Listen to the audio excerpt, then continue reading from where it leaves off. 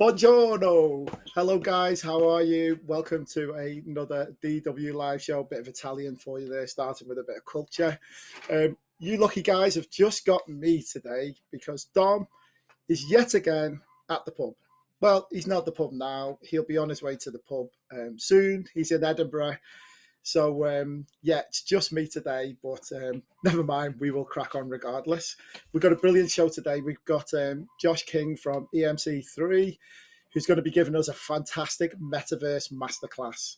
So everything you wanted to know about the Metaverse, Josh is going to answer your questions and give you a good overview. And I'm going to learn with you guys because I only know bits and bobs. I act like I know, but I don't really. So it'll be really good to see what Josh has got to say on this. So once again, thank you to our friends at Stream for putting on this show for us, doing a great job. Callum pushing all the buttons in the background.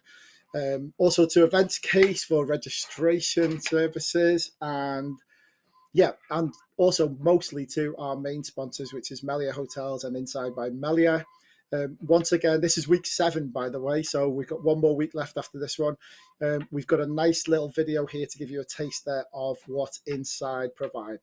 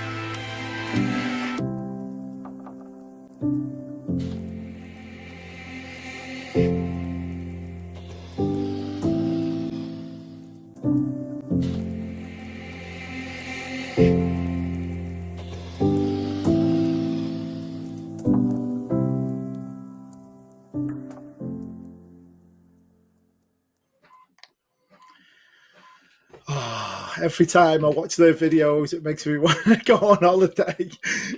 But big thank you to Scott and to Kathy for all the things that they've, working with us on this show and the promotion and all these videos. So yes, we'll put a link as well to them after the show in this thread.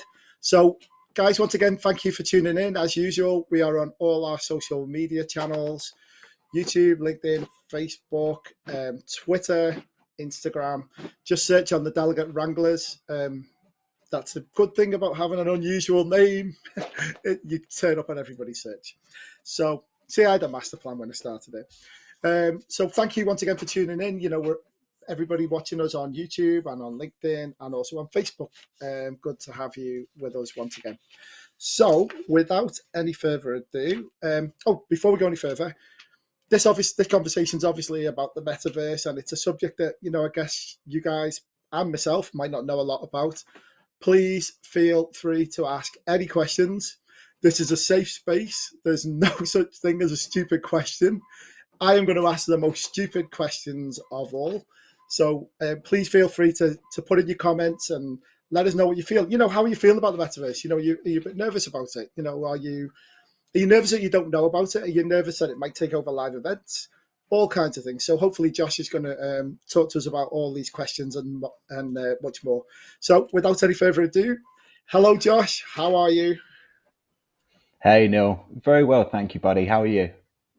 Yeah, I'm really, really good. I've been wanting to get you on this show and do this for a while because I know that you guys, Josh is obviously the sales and marketing director for EMC3, and I know they've been doing meetings in the metaverse already for clients, and getting lots of inquiries, and he's really at the forefront of what's going on in this world, delivering it for clients. Not just talking about it, actually doing it.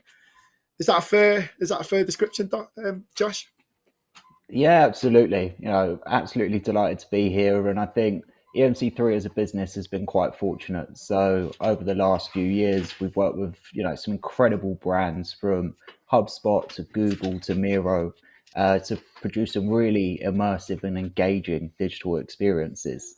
And we've utilized a lot of pre-built platforms such as Hopin or Yeah, Hubelo, but then also built our own entirely bespoke platforms utilizing, Unity 3D, which is traditionally gaming technology. So yeah, yeah, we're very fortunate to have an absolutely amazing in-house design team. Graphic designers, web designers, motion designers. So leveraging their skill sets, we've been able to build some amazing bespoke platforms. So yeah, today we're going to jump into a quick overview of what the metaverse is, then look at yeah, who are the key players driving the metaverse forward, and then talk about some of the pros and cons for the events industry. Just like anything, that there's going to be benefits, but also some challenges along the way, I'm sure. yeah. Brilliant. So So, do you want to? Shall we crack on? Do you want to start your presentation, and then, guys, please feel free to send in any questions and any comments along the way, and I will put them to Josh. yeah, absolutely. So look, first things first, we have to take into consideration that the metaverse is something that's still evolving. So what I'm going to do is I'm going to share a few different articulations of what the metaverse is. So Meta, formerly known as Facebook, described the metaverse as the next evolution of social connection. Essentially, the metaverse is a series of online spaces and worlds where people can connect and engage with one another in a way that's far more immersive and engaging than the 2D platforms and websites that we currently utilize. Now, if we look at the next definition by Wired, they actually take it a step further and they talk about the technologies that we will utilize to engage with the metaverse itself. So these include things like virtual reality headsets, augmented reality headsets, but also PCs, games consoles, and even phones, which can be metaversal. And then JP Morgan described the metaverse as the seamless convergence of our physical and digital lives, creating a unified virtual community where we can work, play, relax, transact, and socialize. Now, that's pretty fascinating when you think about it like that. It's going to be this sort of mixed reality experiences, which, Mark Zuckerberg, for instance, described it as an embodied internet. So it's not about spending more time on our devices. It's about the time which we're already spending on our devices being far more rich and engaging. So when we're discussing the metaverse, there's 7 key layers which we have to talk about. And each of these layers is going to have an impact on how the metaverse evolves over the next few years. So there's the infrastructure, things like 5G and Wi-Fi 6. Then there's the human interface. So the mechanisms that we're actually going to use to engage with the metaverse. So these can be mobile devices, wearables, smart glasses. There's then the decentralization, which is one of the key topics which we're going to talk about later. So blockchain technology. Then there's the spatial computing technologies which are actually used to build out these metaverses. the creator economy, which again we're going to talk about slightly later, the discovery platforms, and then the experience itself. So all of the key applications for the metaverse. So this can be gaming, this could be meetings and events. This could even be e-commerce, but there's so many different applications for the metaverse right now. Josh, I was just going to say, I'm gone already with some of those things. Like, there's some things words that I've heard, like blockchain, and 3D engines. I've heard about all these kind of things, but it's so interesting how many different layers there are of it. It's not just like, you send it to this and another person hears it. It's lots of different, it goes through lots of different things. No, absolutely. And I think, one of the keys that we have to talk about is, the decentralization of information's a key driver of this. And what we're going to talk about slightly later is how technology is evolving from what's known as Web 2.0 to Web 3.0, which we'll start to talk about. But one of the keys elements to talk about the metaverse is it's already something which is massively popular. So Roblox, which is an online game, for instance, has 43.2 million daily users. Wow. Fortnite, for instance, has over 4 million daily users. So as we can see, there's already a sort of cultural shift which is leveraging the metaverse. So as event planners, business owners, organizers, we have to start understanding that culturally there's already been a shift towards the metaverse and metaversal experiences. And when we're talking about some of the key players, Facebook recently rebranded to Meta. Microsoft have started investing in holographic technologies and mesh their platform. There's Roblox, Epic Games, all of these businesses who are investing millions and billions of dollars and pounds into the metaverse. And here, which again, I'll make all of these slides available afterwards. Here's a snapshot of all of the businesses, lots which you'll know, that are investing heavily in the metaverse right now. So as you can tell, as event planners, we need to get ahead of this, right? Yeah. And Microsoft co-founder Bill Gates. So many, Josh. Sorry, Bob. So many. Absolutely. So many. Like unbelievable. I mean, I saw I don't know if you've seen this. It was like a clip of a guy who was like a guide in a Facebook kind of park, like an online park, and he was like being driven mad by these people who were just asking him millions of questions about where to go and what to do. And it's still like really early days with it at the moment in terms of that interactive space, and people still fumbling through it and kind of finding the way of what to do. Absolutely. So I think, the same as you do with any kind of event, before you start building out a metaverse or anything, you have to ask yourself why, as Simon Sinek would say. Why are we running this event? What are we trying to achieve? What are the core objectives? Because not all meetings and events are going to be suited to the metaverse, just as not all meetings and events are suited to being held on a virtual platform. So, running an event in the metaverse will have to align with your goals, your objectives. So that's a crucial point. But interestingly, Bill Gates predicts that within the next 2 to 3 years, most virtual meetings will move from 2D camera image grids, so such as Zoom, to the metaverse, a 3D space with digital avatars. So it's very, very interesting when you have these super intelligent people talking about this shift which is going to happen in the next, as they're predicting, 2 to 3 years. And I think if we look back at recent history, the way that we connect and consume content has changed irreversibly. So, the cinema used to be massively popular, or we had used to go to Blockbusters to get out a DVD or game. And now we have things like Netflix and Amazon Prime readily available at our fingertips. Dating used to be done in bars. You would go courting, and now everyone uses things like Tinder and Bumble. Go on, Neil. So I think you have a question. I was just going to say, obviously, I understand that I'm a big advocate of progress and things moving on and things moving forward. Totally all for that. The elephant in the room for me, stupid question I'm going to ask is, why, when we can, if we're doing say a Zoom call or whatever, I can actually see you and your expressions and your everything you're trying to get across, and like me now with my hands and my emotions, isn't that going to be difficult with an avatar?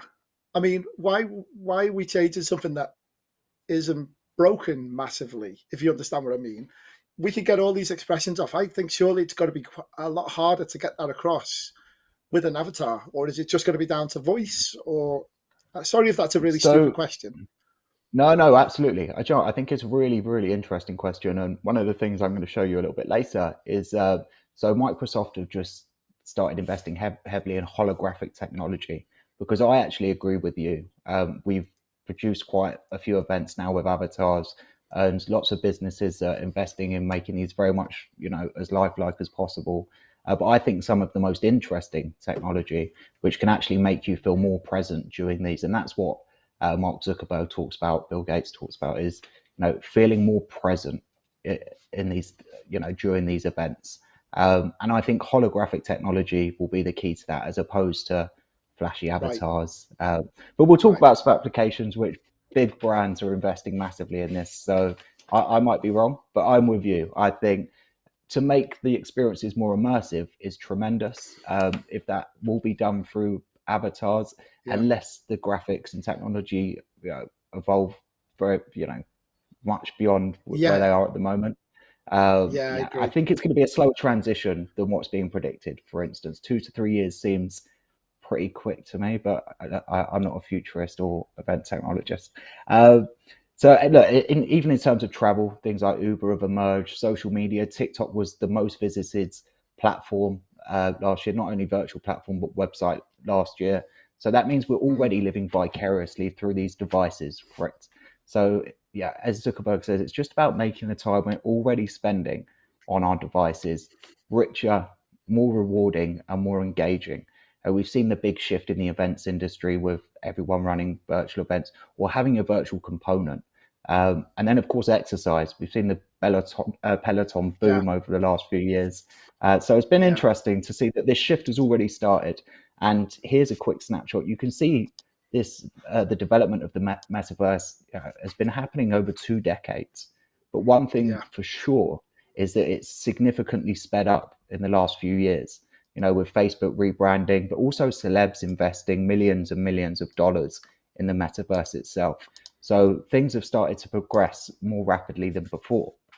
And, these sort of terms are just becoming terms which everyone knows. So your augmented reality, which is essentially a mixed digital experience. So where virtual reality, you'd have a headset on, you're within a fully immersive 3D virtual world. Augmented reality is gone. yeah. Josh, I was sorry. I was just going to jump in and say we just had a couple of comments from on LinkedIn. Hi to everybody watching on all our platforms. Naomi, Kevin, and a really good comment from Chantel Amador. Hi, Chantel. Um, it doesn't have to be mixed reality. It will be the way you want it to be, mixed or immersive. I think that's a fair comment, isn't it? Definitely. No, absolutely. And I think it totally aligns with your goals and your objectives, your audience as well. I think we're going to see this sort of divergence within audiences where younger generations will, take much more easily to this technology as it's available in schools and stuff, whereas, others perhaps might not. So again, you have to design experiences in the most suitable way for your audience. And that's what, as Yeah. organizers, we've always had to do. I think that's a really good point about the age group. You probably find younger people, I would imagine, embracing this sooner. They're the people more likely to jump on board with this quicker.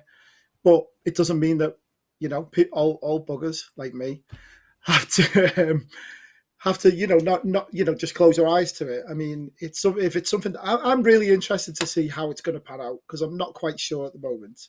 I've been on various meetings. I mean, I had a meeting with, not dropping a name here, but I had a meeting with Facebook last week, and they said to us the next time we meet, they want us all to get an Oculus headset, and we're going to do it in the metaverse and have a meeting. So watch your space, guys. I might treat myself to an Oculus headset. I'm sure we're going to come to that later, Josh, about how you access it and how you get into it as well.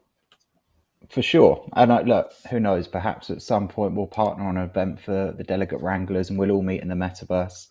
Um, but yeah, so just on sort of those mechanisms that people use to actually access the metaverse. So it can be via AR experiences, so these augmented reality experiences, or via a virtual reality headset. But it can be via your mobile device or your laptop, your computer. So each of these devices can be metaversal, and it's that flexibility in terms of accessibility which is going to be crucial. And then before we go through some of the applications of the metaverse, we're just going to run through some definitions of some key components which we're going to talk about. So blockchain technology, which is essentially a distributed digital ledger, which is the foundations of cryptocurrencies, NFTs, which are all buzzwords which you may or may not have heard about over the last few weeks or months. But of course, NFTs have been going for sort of 200, 300, $400,000 at the moment. So it's pretty well, and even more so. And then we have our cryptocurrencies, which are digital currencies designed to essentially work online. But the big thing about blockchain is everyone talks about how secure it is. And then NFTs, which Neil and I were talking about before, which are essentially digital assets. These digital assets such as art or real estate or music or videos online, which can't be replicated. And as we said, we've seen lots of celebs, Snoop Dogg, Eminem, all these people getting heavily involved in the NFT space. One of our clients who we're working with, Gary V. So for VCon, which is his event coming up at the Minnesota Vikings Stadium in May, you can actually only attend his event if you own one of his VCon tokens. So already we're starting to see the application of some of this new technology to the world of events. Josh, I was just going to ask you that. Well, first of all, I'm very proud of myself that I know what NFT stands for. Don't ask me what non-fungible tokens means, but I know what it stands for. And I suppose what the question I'm asking is, are you saying that in the metaverse, this is the way you will pay for things or do things or share things by using cryptocurrencies and things like that? Is that essentially getting down to the nitty gritty of that? Because I don't want to confuse people to say, I don't even know what blockchain is. I don't know why do we need cryptocurrency? I just want to go online and talk to someone. But is that kind of your understanding as well? Yes, yeah, absolutely. And this isn't to say that traditional forms of banking and stuff won't start investing in the metaverse, but for now, it's your cryptocurrency is this shift. So we're going for what's known as Web 2.0 to Web 3.0, and then the big focus for them is this decentralization aspect. Yeah. And Mark Zuckerberg has talked about this as being the next embodiment of the internet. And it's going to be far more immersive. But the decentralization is what they're all coming back to. Of course, lots of big companies have got in trouble for sort of centralizing lots of data and then losing it, or how they're utilizing this data. So it's the decentralization of this data which they're talking about. And again, I'll make these slides available, but this is sort of that natural progression. Of course, there's been lots of cases over the last few years where people haven't been happy about how their data has been used. So this is sort of the natural evolution to prevent things like that. Yeah. Perfect. And then, so we're going to look at some practical implications of how the metaverse is actually being used currently. So meetings and events. So as I say, we've actually built some bespoke 3D virtual platforms for our clients. So the top right-hand side picture there was for one of our big cybersecurity clients, built using gaming technology for 2,600 employees, where they could meet in this metaverse. We reconstructed their office utilizing this gaming technology. And then events like Inbound and South by Southwest, they've utilized the metaverse to great effect during the pandemic. And I think what we've seen is ultimately the pandemic essentially accelerated the digital transformation across our industry and many other industries.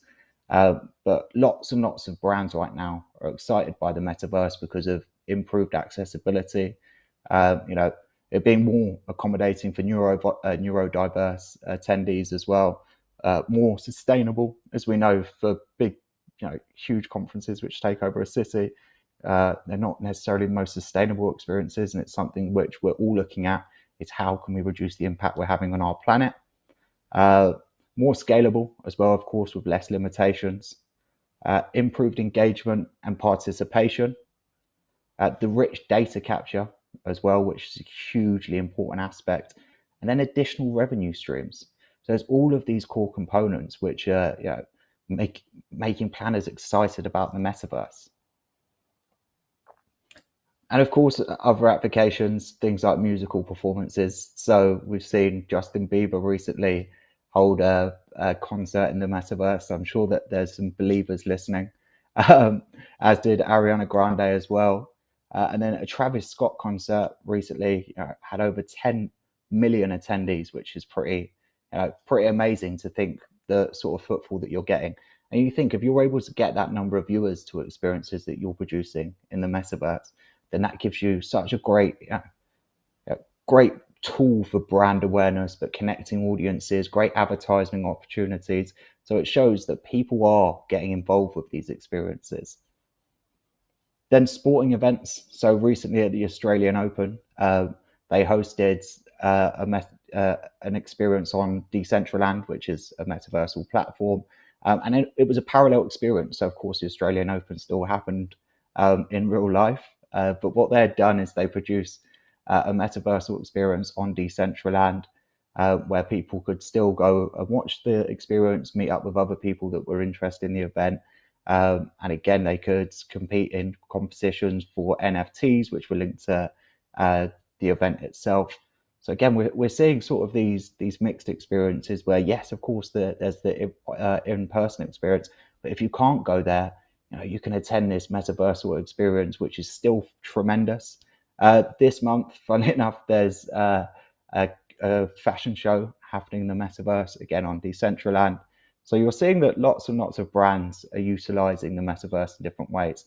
Gucci collaborated with Roblox, who we mentioned earlier, and actually utilized the platform to sell items in the metaverse. So yeah, and these were going for lots and lots of money as part of a virtual experience for Gucci, which is pretty amazing.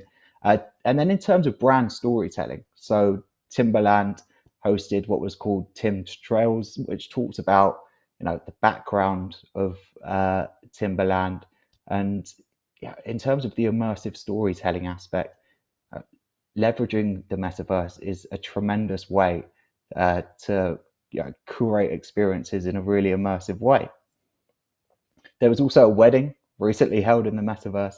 So it was by a couple who had originally met online in one of the metaverse platforms. And then, of course, they held their wedding in person. But for those that couldn't make it, they hosted an experience in the metaverse, which had a live stream of the ceremony itself, which is quite nice. Imagine you have family members who can't make it. If you're getting married in Australia and you have family members in the UK, it's quite nice to be able to host an experience where they can still feel present and part of that experience. Or if you have family members that can't travel for health reasons. So I think, although there's lots of aspects to worry about, which we're going to move on to, there's of course some really tremendous applications for this metaversal technology.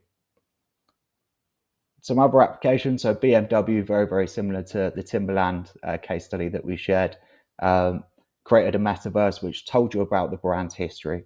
And they also hosted a Coldplay concert in there as well, which I'm sure helps drive some footfall through to the platform. Nike have just partnered with a company who are providing Nike trainers in the metaverse, which is been one of the predictions by Mark Zuckerberg, is that you're going to see lots of clothing brands driving towards a metaverse. People sorting out hairstyles, all of these pretty bizarre concepts right now.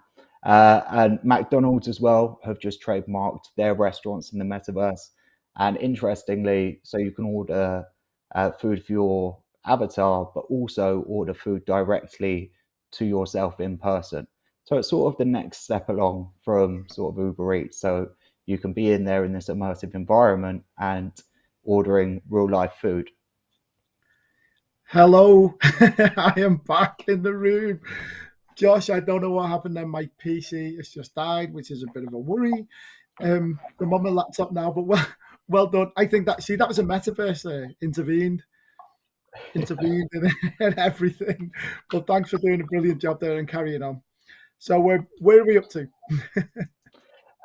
Yeah, so we'll just go through the practical applications of the metaverse. So we are just talking about, and I think this is quite an interesting case study. So McDonald's have just trademarks their restaurants in the metaverse, but you can not only order food for your avatar, but you can order it for yourself in person.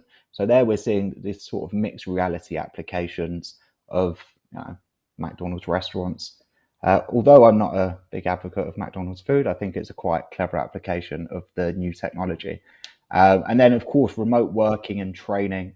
I think lots and lots of businesses have seen from working remotely, keeping up company culture and onboarding people in a way that's truly inclusive and engaging.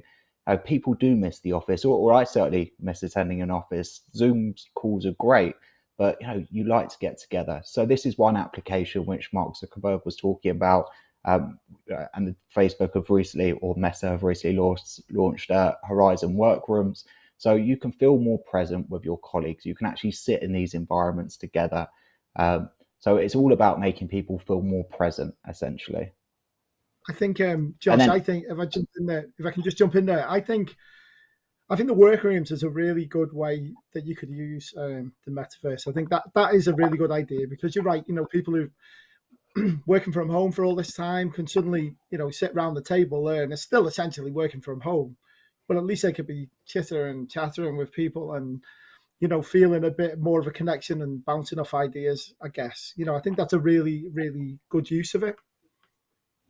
Yeah, of course. And I think that's one of the keys, right, is using it as a collaborative tool. And yeah, I think it's a natural evolution. Like Zoom has been amazing, and we saw like millions of people now use Zoom every day comparatively before the lockdowns. The numbers are just way off kilter. So everyone uses Zoom now. But naturally, there needs to be a progression because everyone talks about Zoom fatigue, and it certainly is real. If you're using the same platforms day after day, week after week, it does become, very repetitive almost. So naturally, we're going to have to keep evolving these technologies to become more immersive and engaging. It's just crucial for engaging your teams and getting the best out of people ultimately. And then another big concern. Sorry, go on. No, I was just going to say, Josh, I don't know if I've missed it already, but have you got to the part yet where you're talking about how you've used it for meetings rather than rather than just like Yes. the phone or entertainment, or work. Have we got to the part where you can? Sorry if I missed it already, but I really wanted to talk about how people are using it, for conferences and events and things. Yeah, of course. So one of the things that we done, which I touched on briefly earlier, was we designed a 3D virtual world it was actually for an SKO, but utilized by the company throughout the year as a meeting space for them. But they just created their new office and they weren't able to visit the office because of multiple lockdowns. And essentially it was used for small team meetings, much wider team meetings. It also was totally integrated with Zoom. So, and that's my favorite things. It's not just an avatar-based solution. You can also integrate these platforms with video-based solutions, which add that human component.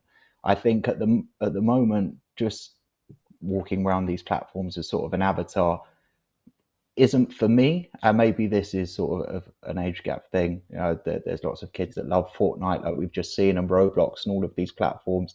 There's literally 43.2 million daily users. So maybe it is a generational thing, and we're just not as immersed in those kind of things, and it's not as normalized for us as possible. But I still like seeing people face to face, and I think that's why sort of the holographic implications are most exciting. But again, even when we talk about, so on the previous side, we talk about sort of the health and wellbeing applications that could again be utilized for events. So if you're going to run sort of yoga masterclass at an event Yeah. or have a sporting component, you can do that in the metaverse. And education's a big part. So it's similar to the training thing, but for schools and colleges, imagine you're trying to teach Shakespeare, but in the metaverse, they're actually learning it from sort of a hologram of Shakespeare himself, where you're teaching people about the planets and they're amongst a solar system and fully immersed in it. And that can become quite inspiring at that Yeah. point Yeah. for Yeah. kids Yeah. who I perhaps, really like the sound of that. Really like the sound of that, yeah, Josh. where It's from the perhaps at certain educational points thing. sorry, God. Yeah, go on. No, you go on. Mm. I was just going to No, I say, was just going to say, the educational side and the demonstration. How you can demo. I mean, I'm thinking for like salespeople as well. How you could use this to demo like your venue, or you could actually stand in the great hall of your hotel or whatever. I think once people start getting their head around what this could do and how we could use it, it's really exciting, isn't it? definitely. As I said, we already live vicariously through our devices. So it's just about making the time that we spend in front of our screens, whether it's a computer screen, our phone screen, and then eventually our VR headsets, which are becoming more and more popular. It's just about making that time richer, more immersive, more engaging, and hopefully means that we can get more out of it. However, there are lots of course cons which we go to this, which we're going to talk about. Another Okay. interesting sector, if I just go on to the next slide, is things like market research. So actually connecting with your customers. So this can be done on smaller scale events, but also much bigger scale events. So actually meeting with your customers, which traditionally could cost lots of money. You could get a small group of 10, 20 of them together to run ideas by them, get direct feedback, or you could get much wider groups and have smaller breakouts, show them where you're going in terms of product development, get direct feedback, which is so valuable. So those kind of events as well. It's just such a tremendous way to get this incredible feedback, and that way they start to feel a much wider brand affinity as well. Just going to say, Josh, we just had a comment from Alexandra. So, hi, Alexandra, and hi to everybody watching on Facebook as well. Ken, Andreas, Alexandra, the usual suspects are all there. Alexandra said, I also went to a virtual funeral recently, although not in the metaverse. It's powerful to be able to attend such important occasions. If you live geographically not in the right region for something. So I guess we'll probably see all this kind of thing evolve as well. Lots of different uses of it. Yeah, absolutely. So we talked about weddings earlier, but stuff like that, particularly I think if you have family members who are unwell as well, not just because of lockdowns or socioeconomic reasons as well. Sometimes you can't travel, or for work you Yeah, might not be able to make it to a certain event. So it's that accessibility to experiences which makes the metaverse so powerful. We've seen all the positives that have come out of virtual events, so it's the natural evolution essentially of some of those things. Uh, and then in terms of the technology really bringing experiences to life, and this is really exciting. Facebook have just started announced the development of haptic gloves, which actually means you'll be able to feel things that which you're experiencing in the metaverse. So that's pretty wow, exciting in terms of making these experiences feel as lifelike and as engaging as possible. That's pretty awesome. And then no, another awesome. big piece of tech was sort of these multi-directional treadmills as well. So imagine you can actually be walking around these fully immersive environments which we're talking about. So the tech is catching up. It's not quite there, and we don't want to discuss how much some of this stuff costs right now, but it's interesting to see how quickly these developments are happening, and we can see the Yeah, practical implications for these. And then holographic technology. So we talked about this earlier because Neil, again, as I say, maybe it's a generational thing, but me walking around environments as an avatar isn't as exciting for me as walking around as a holograph, a holograph of myself, but also being able to see holographs of other people because it becomes a really lifelike experience at that point. You can see people's facial expressions, and for me, that's I would prefer that experience to sort of the avatar one. So it's interesting to see that all of these pieces of tech are in development as we speak. But yeah. does it all sound too good to be true? So I think what we'll do is we'll explore some of the key challenges uh, which have been coming up with virtual events in general. But a big part of big issue already is sort of the data privacy and the data protection. So big businesses already have access to so much of our data. If you're on any kind of social network, they own your data. And with the development of the metaverse, there's arguments that this is going to provide such exposure to your data that could be mishandled and could be quite dangerous. So obviously, billions of pounds are being invested in data privacy, data protection. It's a massively booming industry. So yeah, it would just be a key consideration that data privacy issues and also cyber security issues. So we all remember Zoom bombings when everyone first got on Zoom.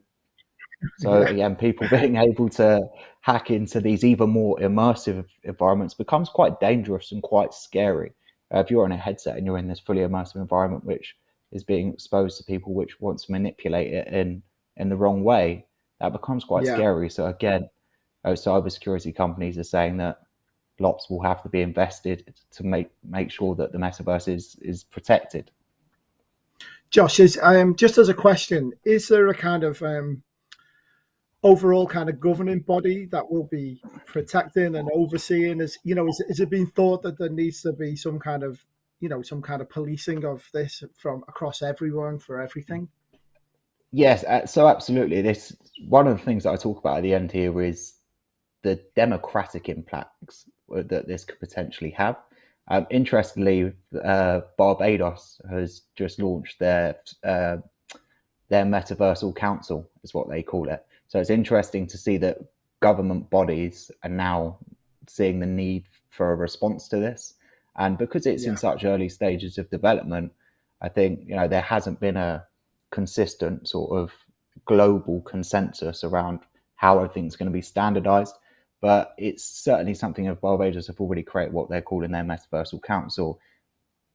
What you'll see is a knock-on effect of that, of everyone realizing you're going to need it. And of course, there has to be standardization of these kind of yeah. things because the amount of data that's going to be available on these platforms by nature is, there's a high risk to something like that. So Yeah, it's going to be the interesting alarm to see how. the alarm bells ring a little bit for me, Josh. With kids going on, onto these platforms, and because they'll be drawn to it because it's fascinating for them, and as a generational thing, and just will that an avatar of some other young kid, just I think it definitely needs police and it definitely needs some kind of guide in place, doesn't it, for it? For sure. And I think, even things like cyberbullying, we've seen go through the roof in recent years. And so just Yeah, monitoring that and is crucial. And I think lots of companies, like lots of social platforms, have done tremendous things to try mitigate those issues, but not enough's being done, particularly yeah, mental health and well-being, yeah, such a massive area which we need to work on still. Yeah, so we need to invest more. Also, the barriers to entry. There is a threat of developing sort of a two-tiered society. What we've seen during lockdown, with some kids at home not having access to yeah, strong enough internet for their online classes, technology like this becomes even more divisive. And then also from people from less economic, social economic yeah. backgrounds, so your LEDCs, it becomes really quite difficult for them to engage in a lot of these activities. So again, the technology would need to catch up there to not be so divisive, It's an which is it's an expensive thing as well at the moment, isn't it? The headsets are 300-400 quid if you want to go down that route. I know you say you can use it on your phone and stuff, but to get the true experience, it's going to cost you quite a bit of money at the moment. no, of course. And I also think a lifestyle thing as well is a big part of that. So the long-term impacts that it could have on your mental health and well-being, your physical health and well-being. Humans, for me, are designed to be outside, and no matter how lifelike these experiences become, I still think that we shouldn't be focused on living in these sort of curated universes too much. And we get into all sorts of issues such as addiction or losing touch with reality, and the more lifelike these metaverses become, that becomes a bit of an issue. It becomes sort of this Orwellian dystopia, where people want to live in these curated metaverses more so than the real world, very Matrix-esque essentially. So again, it's putting the right barriers in place. And I think you sort of alluded to this earlier, Neil, which is very interesting, is sort of the negative impacts on development and communication. I think we've seen lots of negative impacts from kids not being able to go to school during the lockdowns. So although there's all these great things about we can make the educational system more exciting for kids through this, you would still want them going to school and learning how to engage with people, not just vicariously through these devices, but doing it in person. And there's lots of things like self-esteem issues and body image issues that come from these kind of devices. The cyberbullying, which we talked about as well. There's lots and lots of research that goes into this, where it shows that these kind of technologies are leveraged to bully people, and that also happens in the workplace, not just with kids at school and stuff. And then the evolving workforce is an interesting one. So naturally, as we start to live more through these metaverses, there's some jobs will become redundant. Essentially, people are going to be out less. So there's going to be this evolving workforce. So it will inevitably create more jobs. But what are the impacts for this in terms of the educational system would need reforming to accommodate, people understanding how to become a part of the workforce that is needed for the metaverse to function, essentially. And then the democratic implications that would be. Sorry, Bob. Quick question. Sorry about the time lag. Looks like I'm interrupting you.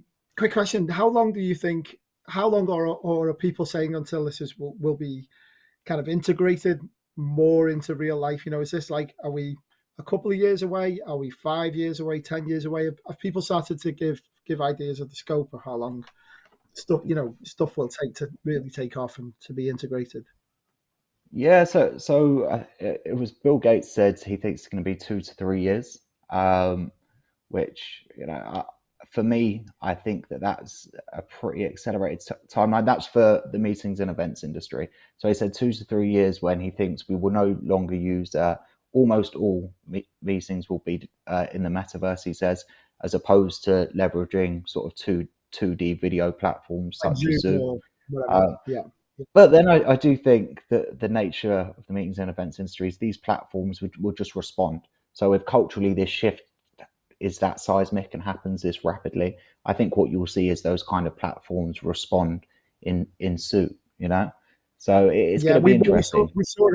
We saw it with those platforms, didn't we? We went from Skype to literally to on WhatsApp calls and things like that, which hardly anyone used, video calls and stuff like that, hardly anybody used, to suddenly, I don't know, there must be thousands of platforms now, different platforms, some dressed up with skins and things like that, but there's so many of them. So it will be interesting to see how fast this gets accelerated, and who becomes the main players in this world. For sure. And I think big businesses have backed this to be the way that things go. Everyone from Nike to Facebook to rebranding to Meta to Microsoft, they're all backing it. I think for me, it is going to be a slightly slower transition than 2 to 3 years. I think you're looking more 7 to 10 years. But it will be interesting to see the uptake, Yeah. We've got about 5 minutes left, Josh. So I don't know if you've got any more last few points. Perfect. Yeah, there's just a couple final bits that we were going to talk about. So we talked about sort of the democratic impacts, but so by 2024, Bloomberg have estimated that the metaverse market is going to be $800 billion. So I think that's pretty interesting for all of us as planners and organizers. But one of the big things that everyone's talking about is, of course, in-person events versus sort of your online experiences. And I think all of us can agree things like your Zoom fatigue are real. And a big part of it for me is amazing destinations, amazing venues that they create events. We always talk about every moment counts, and the ocean breeze or the sand between your toes, or on a beach at an after party at an amazing event.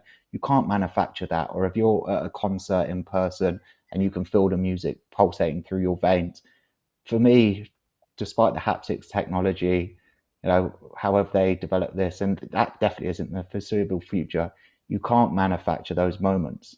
So I think what we're going to see is sort of these multi-sensory experiences, which people are going to focus on, and a bit more sort of mixed reality, as opposed to it being purely focused on the metaverse.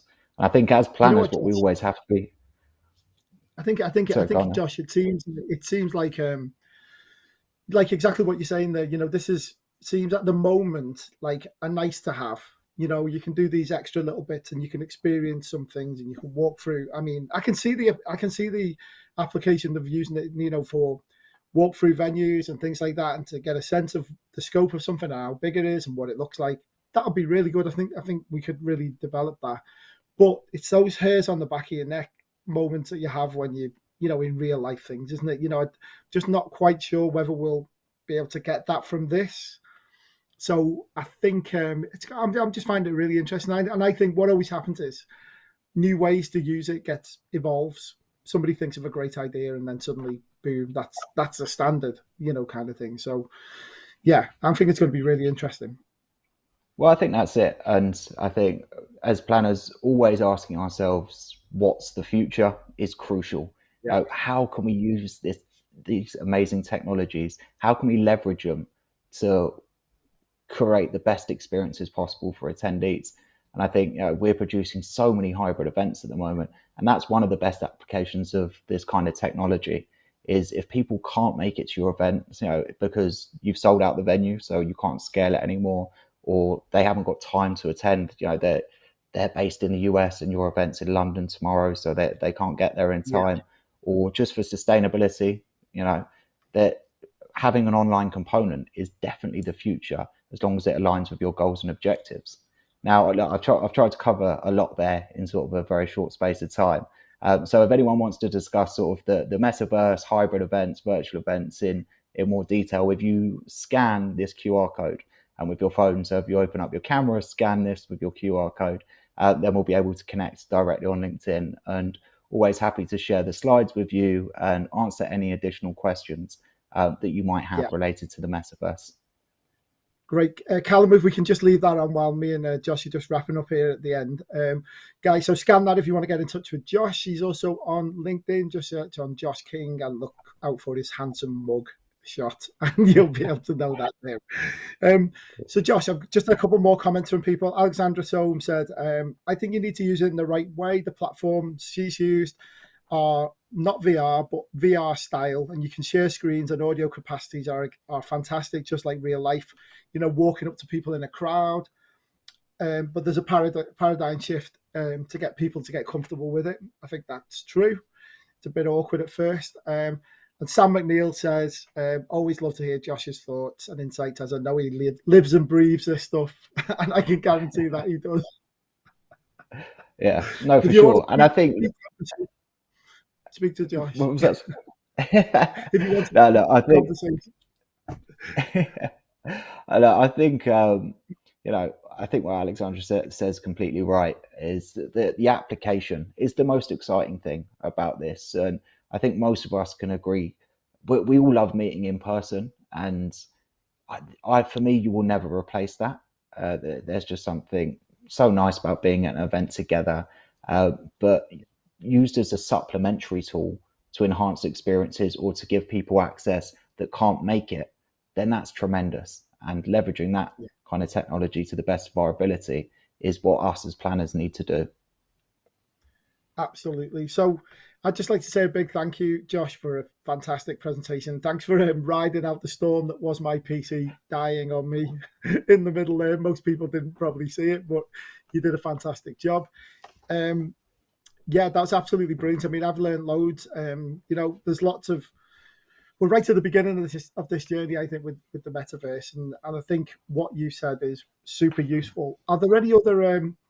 or perhaps maybe you can let us know if there's anywhere, I'm just trying to think of like tips for people, like takeaways for people, can they do further learning on this, or is there anywhere they can find further info. Have you discovered any like good websites or explanations of this that people can go to? Maybe I could get that information from you when we're sharing the slides, and we can put it in the chat.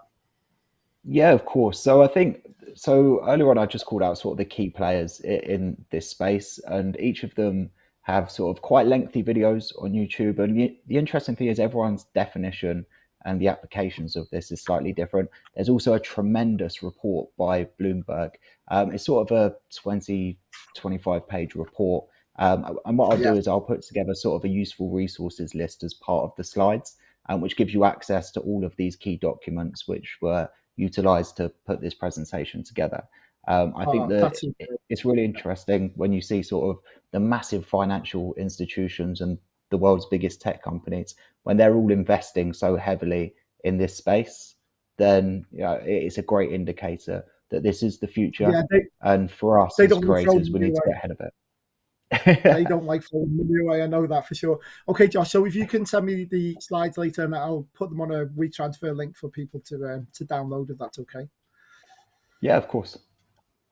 Okay, Josh. Well, thank you for a fantastic session. Really, really enjoyed that. The penultimate session of this season of the DW Live Show. Thanks for putting up with my tech failure in the middle. And anyone who's watching, if you can, you get a bonus point if you can tell us what EMC stands for. Josh actually said it he dropped it in the middle of this, in the middle of his talk. I don't know if he realised it, but he did drop it in the middle. So if anyone can guess what it stands for, or if you know what it stands for, put it in the chat, and I'll give you a bonus point. So thanks, Josh. Anyway, have a lovely day, and we'll see you you're going to be speaking at Confex, did you say? Do you know what day and what time? Yes, so I'm speaking on the first day of Confex at 11:40 on how to produce immersive and engaging hybrid experiences.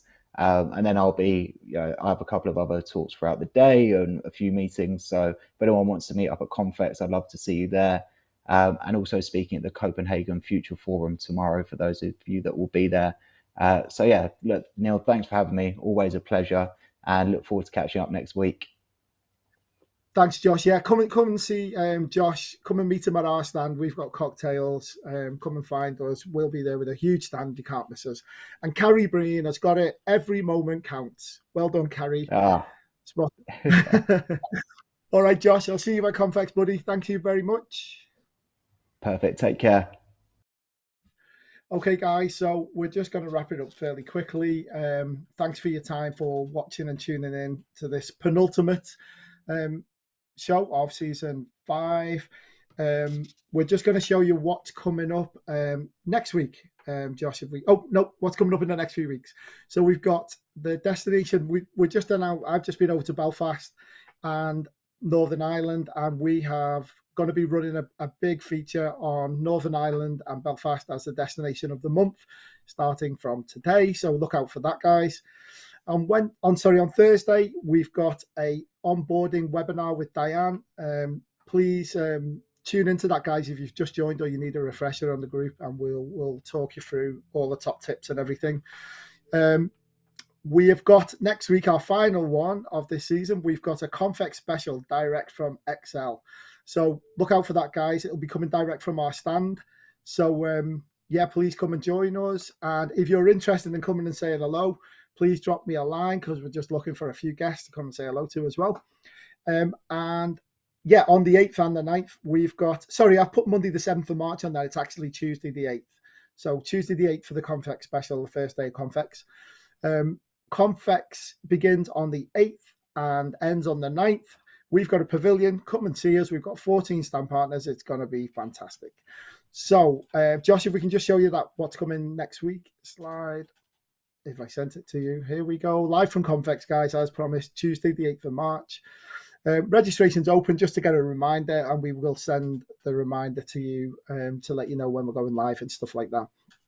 So, I think that's it for another show. All that remains is for me to say a big thank you to Ed, Callum, and Dom, who's in the pub in Edinburgh.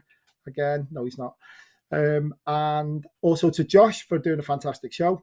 To Event Case for amazing registration services, and especially to our season sponsors who've been brilliant partners for this season, Melia and Inside by Melia Hotels. Please go and see them. I'm going to put a link in the chat as well.